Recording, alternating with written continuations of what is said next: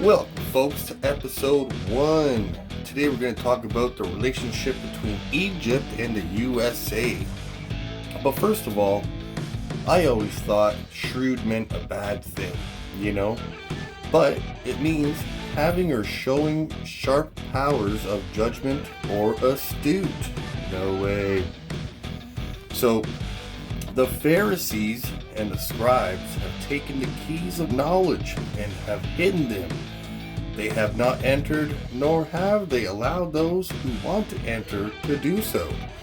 As for you, be as shrewd as snakes and as innocent as doves. Now, let's continue. So the gods will depart from mankind, a grievous thing, and only evil angels will remain, who will mingle with men and drive the poor wretches by main force into all manner of reckless crime, into wars and robberies and frauds, and all things hostile to nature of the soul. Darkness will be preferred to light, and death will be thought more profitable than life. The pious will be deemed insane, and the impious wise. The madman will be thought a brave man, and the wicked will be esteemed as good. Now, what if the gods were really aliens or extraterrestrials? Would make a lot of sense. Have the gods returned to stop the evil alien angels, aka politicians? Beijing, July 14th, 2010.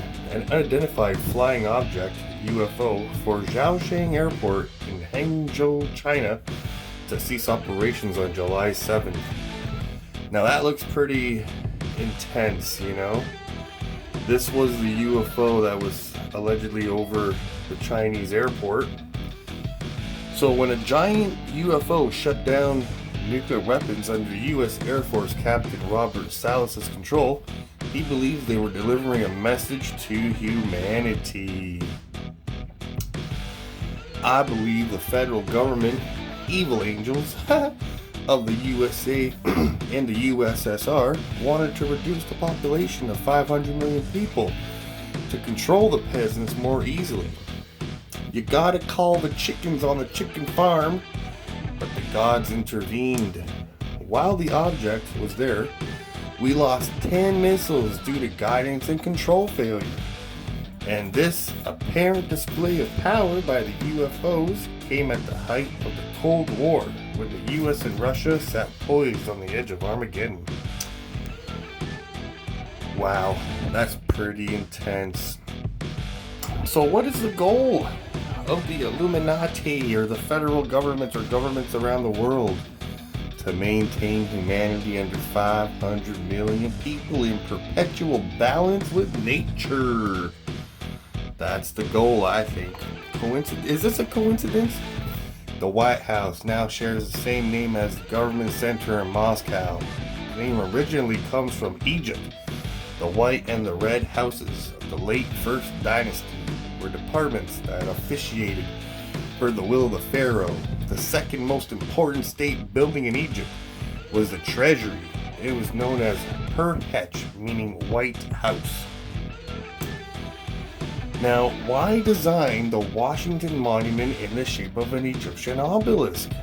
It gets weird. Built in the shape of an Egyptian obelisk. When we say Amen, could we be saying Amun Ra, unbeknownst to ourselves? Amun, also known Amon, Amen. Now, is this just a little coincidence, to have the eye? Oh, it's the eye of providence. Yeah, sure, bud, sure. And on another video, I'm going to talk about the Inuit Coeptus Novus Ordo Seclorum. I forget exactly off the top of my head, but this seems kind of weird, doesn't it? Holding the staff, And look at that king, covered in gold with 2 staffs. Oh man, could they make it any more obvious? Is this a coincidence? The federal royal, I believe, government is too smart to ever be beaten by the peasants. Is ruling in the genes. All presidents, bar one, are directly descended from a medieval English king. On a future episode, I'll go over that too. Now, what happens when they get all this power? Well, congressmen, Air National Guard colonels, and even 7-year-olds have been placed on terrorist watch lists after being classified as reverent of individual liberty and suspicious of centralized federal royal authority. Oh yes. Citizens will not even understand what is happening when shit hits the fan like a light switch, like on 9/11. It's gonna get so intense. 30,000 military drones. Let's go back here. So, Navy seeks autonomous drones despite warnings from critics. Why would the Navy listen to people who are expressing concern over this technology when those people are who the technology will most likely target? The Navy is looking to increase its use of drones that are more and more independent of direct human control, despite the concerns of alarmed scientists and inventors over increasing automation in the military. Ever wonder why the UK runs Skynet? It is much safer to be on another continent when you order Skynet to kill 350 million people. Oh baby, it's coming, I think. So, the satellites enable RAF pilots sitting in their base in Nevada desert to fly Reaper drones and launch their missiles over Afghanistan via Skynet 5's high bandwidth connection. Information and video from the Reapers over Afghanistan is beamed to Creech U.S. Air Force Base in Nevada and to the UK. So they're getting all the hardware ready, I think, and the steel soldiers are coming. Could Musk ever be in on it? Musk SpaceX launches secret satellite for U.S. Space Force. So you never know, in order to make robots that can potentially kill people, you would say you are against it as you build an army. When AI robots are in the streets killing us, it will be too late, says tech guru Elon Musk. I don't know, something seems fishy. What happens when machines we ourselves cannot control, as a user, are in our homes and they are programmed or hacked to kill us? How many Tesla bots will make an army? Could Starlink actually be a superior Skynet undercover? Then the government will have the ability to have wireless sensors all over the world to find humans. I don't know, it looks like a net in the sky. What happens when these machines are capable of being 10 times stronger than us? They make them seem so friendly now. One of Tesla Bot's 2 primary leg actuators lifting a half-ton, 500 kilogram, 1,000 pound concert grand piano. Look at that. That's pretty strong, man. That's pretty strong, I don't know how we're gonna get over that one. Very dangerous, I think. And I think it could press down with 1,000 kilograms of force, right? So, that's my reaction. How bad could it get? How bad could it really get? What if this happens one day if they get hacked, and you have 5 robots around you, Can you take a guess why the U.S. government would allow this to happen? The U.S. has over 47,000 structurally deficient bridges. Can you take a guess as to why the California regulator rejected the desalination plant despite the historic drought? California regulators reject desalination plant despite historic drought. I heard it was because some of the fish would get caught in the filtration system, but it's such a little bit amount of fish it would make no difference. Isn't this crazy? Michigan health director on Flint crisis. Everyone has to die of something. So maybe it's malevolent, I don't know, bad intent. I can't even say it right now without looking at it. A new age is coming to America. The age of domestic terrorism. Can't call the government a terrorist if they call you it first, right? Assault on the U.S. Capitol opens a new chapter in domestic terrorism. And I think they will come hard after another 9/11 event, you know. Who else used to say homeland? Domestic extremism is the greatest threat to the homeland, yet it's not getting nearly enough public attention. Right. Now, is this a conspiracy theory? Our law know good and well that someday there could be a government in power that is shipping its citizens off for disagreements. There are laws on the books now that characterize who might be a terrorist.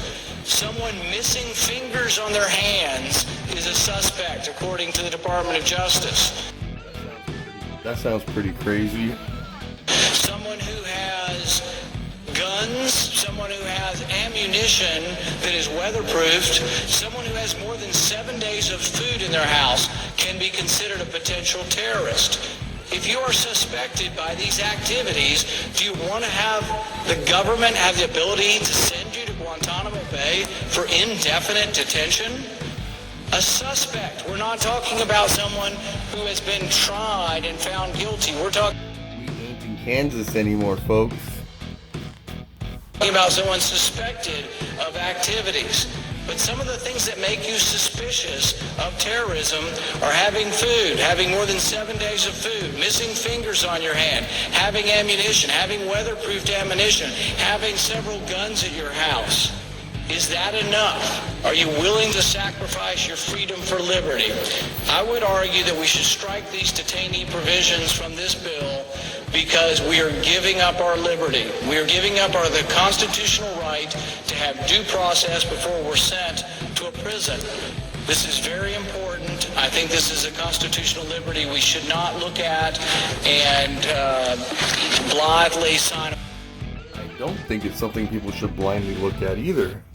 away to the executive power or to the military. So I would call for support of the amendment that will strike the provisions on keeping detainees indefinitely, particularly the fact that we could now for the first time send American citizens to prisons abroad. I think that is a grave danger to our constitutional liberty, and I advise a vote to strike these provisions from the bill. Thank you, Mr. President. So let's get back to the show. Unalienable rights are not absolute. No, they are not. Imagine you said to your friends, "Hey, our neighbors seem to hoard a lot of gold. What if we set up a store and tell them to bring 99% of their gold to that store, or else we will threaten them with physical violence?" Would you be considered a criminal? Isn't that kind of what the government did in 1933?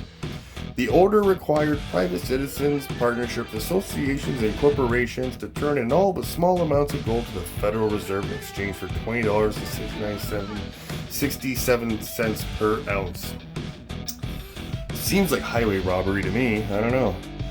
And then what if after you robbed your neighbors of their gold, you put a credit card in their name and went into debt over $30 trillion, but they owe the money and now you want to take your neighbor's guns? Would you be considered a psychopath? Because of course, gold is the money of kings, silver is the money of gentlemen, barter is the money of peasants, debt is the money of slaves.